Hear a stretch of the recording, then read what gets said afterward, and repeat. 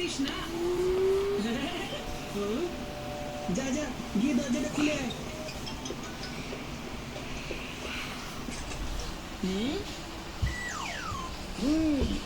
Hello sir, আমি হলাম ID Kumar. যে করে আইডি চেক প্রতিবার। আমি এখানে বান্টির সঙ্গে দেখা করতে এসেছি। বান্টির সাথে কি কাজ আছে আপনার বান্টির সাথে? বান্টি ফান বলে লাকি বয় নিজের নাম দিয়েছিল।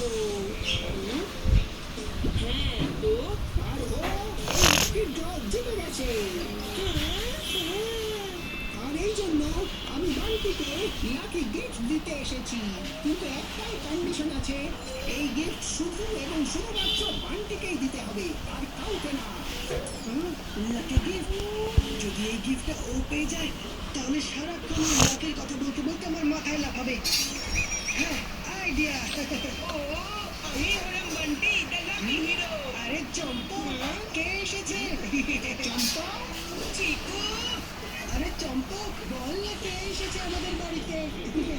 তুমি চম্পক নাকি বান্টি? হ্যাঁ? সত্যি আঙ্কেল, আপনি কি যে বলেন? চম্পককে বান্টি বলে ডাকছেন? ও হলো আমার ছোট ভাই চম্পক। চিকু এই আবার কি নতুন নাটক? আমি বান্টি রে বান্টি। আরে চম্পকটা কে আবার?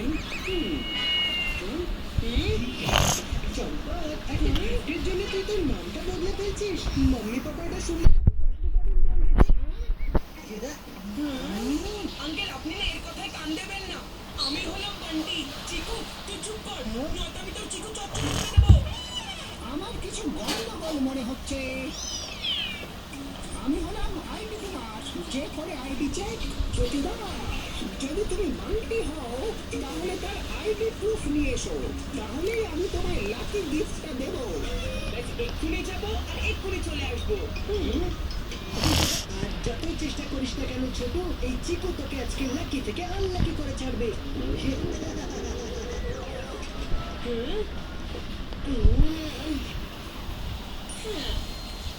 আজকে এই সিম্পল পেন দিয়ে লেখা স্কুলের আইডি কার্ড আমাকে আমার লাকি গিফট দিয়েই ছাড়বে।